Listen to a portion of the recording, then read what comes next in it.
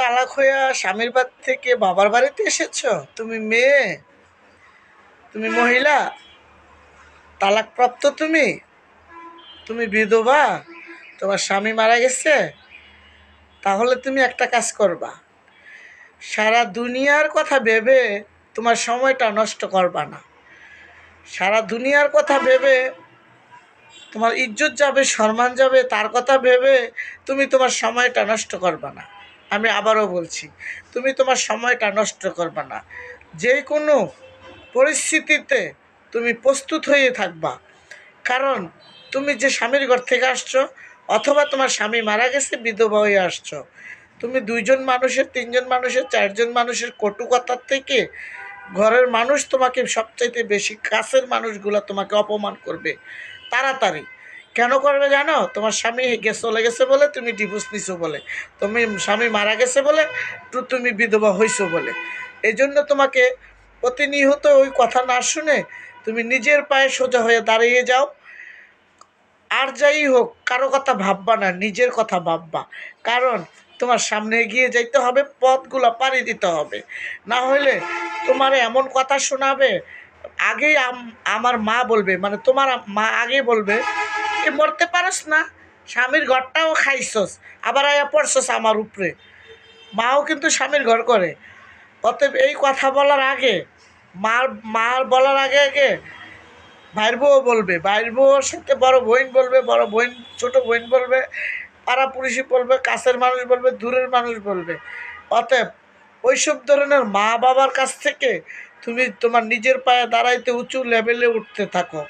না হইলে তোমার কপাল ঘাও হয়ে যাবে, কাঁদতে কাঁদতে তোমার চোখ ঘাও হয়ে যাবে, বালিশ ভিজে যাবে, তোমার কষ্ট। তুমি তাড়াতাড়ি করে নিজের পায়ে নিজে গুছাইতে শুরু করে দাও। যেই কোনো একটা কাজ তুমি গুটায়া তোমার হাতের মুঠোর মধ্যে রাখো। তুমি জানো না, 2 টাকা যদি তোমার কাছে থাকবে, ওই 2 টাকাই তোমার কাজে লাগবে। তোমার বাবার মার কাছে যদি 5 লাখ টাকাও থাকে, তোমার তখন কোনো কাজে আসবে না।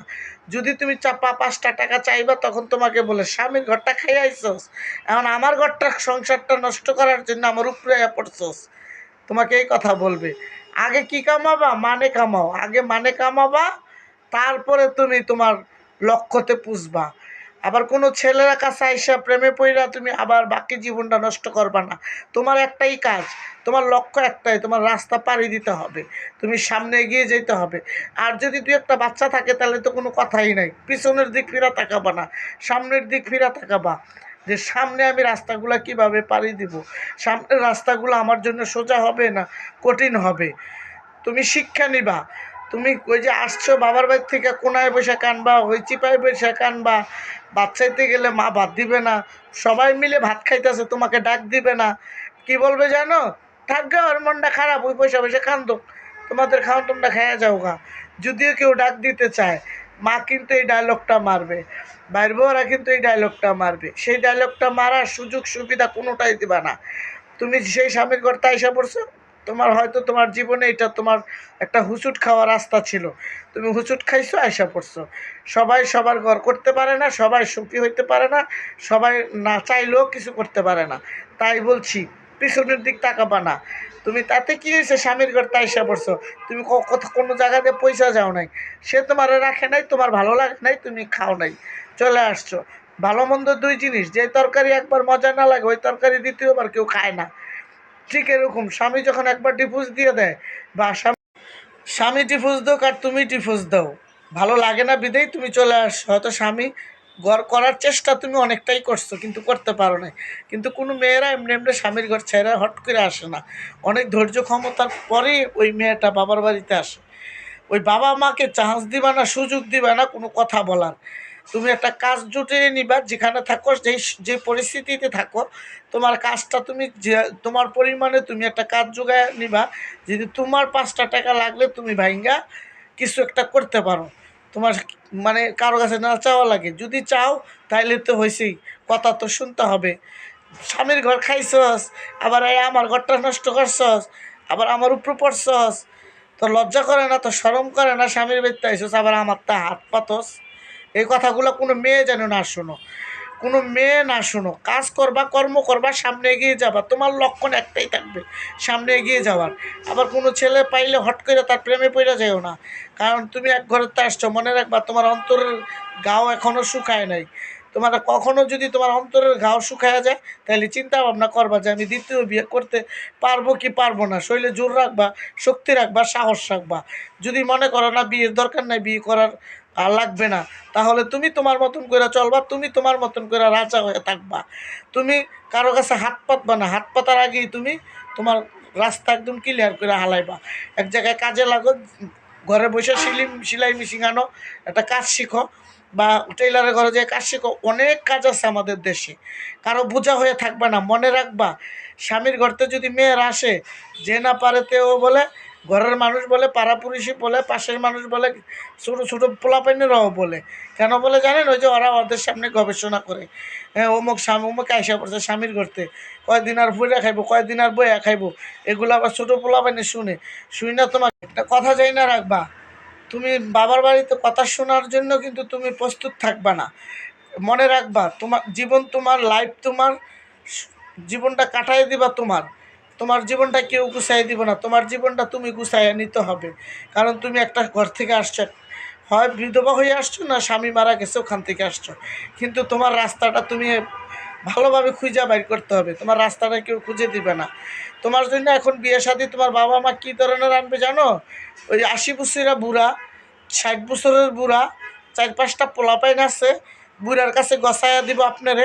আপনি যদি ওখানে বুড়ার কাছে যাইতে পারেন, বুড়ার সংসার সামালবেন।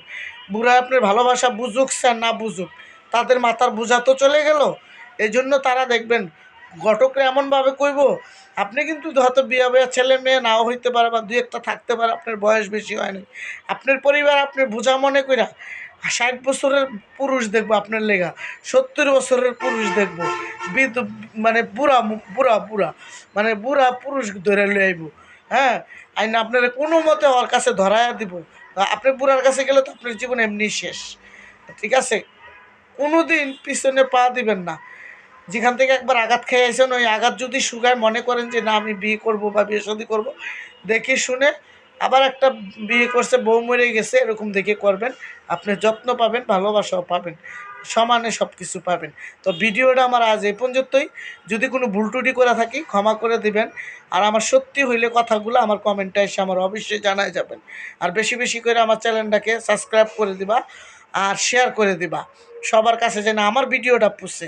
আমি কি মিথ্যা কথা বললাম না সত্যি কথা বললাম, না আসলেই বাস্তব কথাগুলো বললাম, সেটা অবশ্যই আপনারা জানাবেন। কারণ কি জানেন, এগুলোর সম্মুখীন আমি হয়েছি, এটির মুখোমুখি আমি হয়েছি। আমি যদি বাবা মার কাছে থাকতাম, আমার কপাল ঘাও হয়ে যেত। সেই রাস্তার রাস্তার যাত্রী আমি ছিলাম, কিন্তু আমি যদি থাকতাম বাবার বাড়িতে, তাহলে আমার বিশ্বাস করো আমি কি কাঁদছি। আমি নিজে কামাই করে খাইছি, তারপরে তোমাদের কাছে অনেক কান্দি না। কারণ আমি একটু ভালো চলি বা ভালো খাই। আমি চালাকের কারণে আজকে আমার কিন্তু লেখাপড়া নাই, তারপরে আমার চালাকির কারণে আমি কর্ম করে আমার বাচ্চাগুলো মানুষ করতে পারছি। ওদের বাচ্চাদেরকে এরকম করে মানুষ করতে পারে নাই, ওদের বাচ্চাদেরকে এত লেখাপড়া শিখাইতে পারে নাই, ওদের বাচ্চাকে এইভাবে করতে পারে নাই। আর তো আমি স্বামী ছাড়া এরকম হইলাম কীভাবে, রইলাম কেমনে, সামনে উপরের লেভেলে গেলাম কিভাবে, তারা এগুলাই আমার খালি খোঁচা মারা। আর বুঝেন, আমি স্বামীর করতে, আমার স্বামী মারা গেছে, আমি যদি তাদের কাছে যেতাম, তাদের জুতার বাড়িতে আর ঝাড়ুর বাড়িতে আমার কপাল ঘাও হয়ে যেত। আমার আত্মীয় স্বজন প্রতিবেশীর কথায় আল্লাহ বাঁচাইছে, আল্লাহর কাছে হাজার শুক্রিয়া আমি যে আমার এই লেভেলটাতে আমি থাকতে পারছি। আমি জেনে বাবার বাড়িতে যাই 15 দিন থাকতে হয়নি, আমার 4 দিন থাকতে হয়নি, 8 দিন থাকতে হয় নাই। আল্লাহর কাছে হাজার শুক্রিয়া যে আমি চালাক ছিলাম, তাই 4টা ডাইল ভাত মানে কামাই রোজগার করে খাইতে পারছি। তো ভিডিওটা আমার আজ এই পর্যন্তই। বন্ধুরা ভিডিওটা বেশি বাড়াইলে বন্ধুরা দেখতে চায় না। তো যাই হোক, আমার দেশ ও দেশের বাইরে প্রবাসী ভাই বোনদেরকে জানাই সালাম। আর তোমরা সবাই নিরাপদে থাকবা।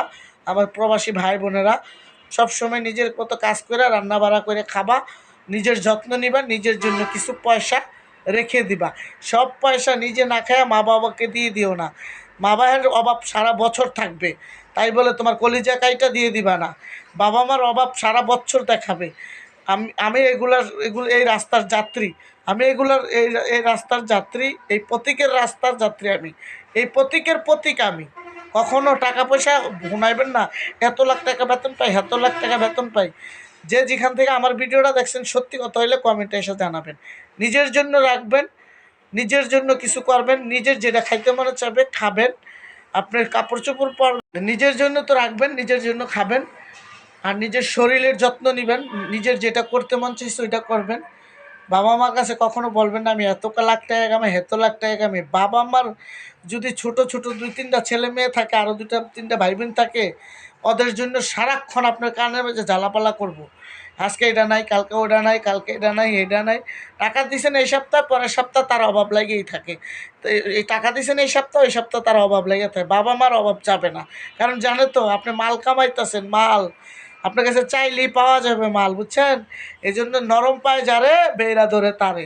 তার যে 3-4টা সন্তান ছোট না, তাদের কামাই খাওয়া তার দূরের কথা, পিন্দনের একটা কাপড়ও দেয় না, বুঝছেন? কি বুঝাইছি? নিজের জন্য রাইখা নেবেন, নিজের জন্য যেই কোনো কাজ করেন, যে যেখান থেকে আমার ভিডিওটা দেখবেন, নিজের জন্য কিছু করবেন, নিজের জন্য কিছু পয়সা রাখবেন। টাকা হইলে আপনি সবাইকে পাবেন, টাকা নাই আপনি কাউকে পাবেন না। সবাইকে দিয়ে দিছেন, তখন কি বলবে জানেন? তোর ছিল তাই দিছস, এখন নাই দেস না। তো মা আমার এই ঘরটা দিয়ে নাইলে ওই ঘরটা দিয়ে নাইলে ওই জমিনটা দিয়ে তোরে দিয়ে দিব। আর হারা কি ভাই সেইছে? আপনি যে খাওয়াইছেন, পিন্দাইছেন, সর্বোচ্চ দিয়ে আপনি জীবন দিয়ে আপনি সব দিয়ে দিচ্ছেন, এ কথায় এক বিন্দু কেন 1 সেকেন্ডও মনে রাখবে না। তাই বলছি টাকা পয়সা জোগাবেন, টাকা পয়সা রাখবেন, সব কারোর পিছিয়ে ব্যয় করবেন না। বিয়া যে করছেন, বিয়া করা ভোর পিছু এত টাকা খরচ করবেন না। নিজেরাই তারপরে খাওয়াবেন সবাইকে।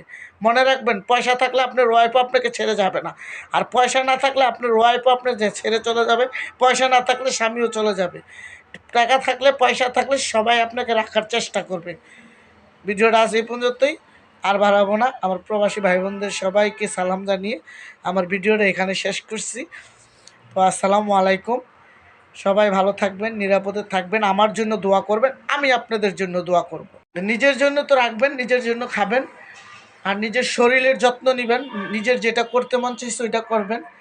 বাবা মার কাছে কখনো বলবেন না আমি এত লাখ টাকা কামাই, এত লাখ টাকা কামাই। বাবা মার যদি ছোট ছোট 2-3টা ছেলে মেয়ে থাকে, আরও 2-3টা ভাই বোন থাকে, ওদের জন্য সারাক্ষণ আপনার কানের মাঝে জ্বালাপালা করবো, আজকে এটা নাই, কালকে ওটা নাই, কালকে এটা নাই, এটা নাই।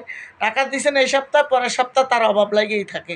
তো এই টাকা দিয়েছেন এই সপ্তাহ, ওই সপ্তাহ তার অভাব লেগে থাকে। বাবা মার অভাব যাবে না, কারণ জানে তো আপনি মাল কামাইতেছেন, মাল আপনার কাছে চাইলেই পাওয়া যাবে মাল, বুঝছেন?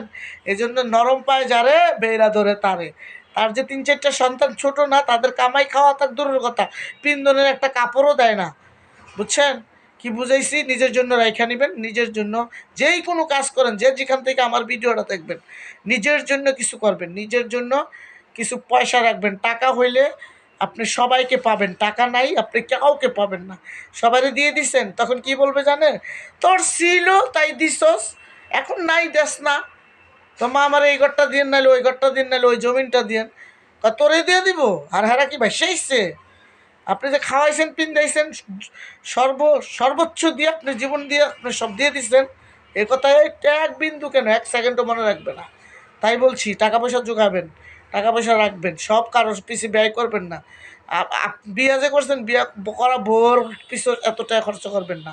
নিজেরাই তারপরে খাওয়াবেন সবাইকে। মনে রাখবেন, পয়সা থাকলে আপনার ওয়াইফও আপনাকে ছেড়ে যাবে না, আর পয়সা না থাকলে আপনার ওয়াইফও আপনার ছেড়ে চলে যাবে, পয়সা না থাকলে স্বামীও চলে যাবে। টাকা থাকলে, পয়সা থাকলে সবাই আপনাকে রাখার চেষ্টা করবে। ভিডিওটা আজ এই পর্যন্তই, আর বাড়াবো না। আমার প্রবাসী ভাই বোনদের সবাইকে সালাম জানিয়ে আমার ভিডিওটা এখানে শেষ করছি। তো আসসালামু আলাইকুম। সবাই ভালো থাকবেন, নিরাপদে থাকবেন, আমার জন্য দোয়া করবেন, আমি আপনাদের জন্য দোয়া করব।